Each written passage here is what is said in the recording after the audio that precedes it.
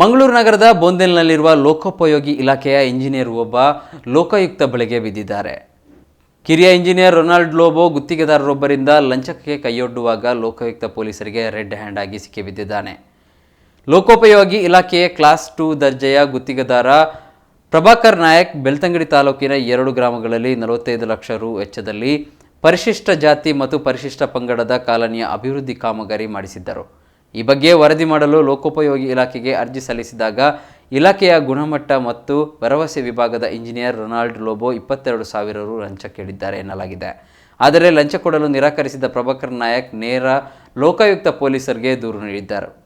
Lokayukta SP CA Simon ಮಾರ್ಗದರ್ಶನದಂತೆ ಬುಧವಾರ ಲಂಚದ ಹಣ ಸ್ವೀಕರಿಸುವ ವೇಳೆ ದಾಳಿ ನಡೆಸಿ ರೊನಾಲ್ಡ್ ಲೋಬೋರನ್ನು ಬಂಧಿಸಲಾಗಿದೆ ಎಂದು ಲೋಕಾಯುಕ್ತ ಪೊಲೀಸರು ಮಾಹಿತಿ ನೀಡಿದ್ದಾರೆ.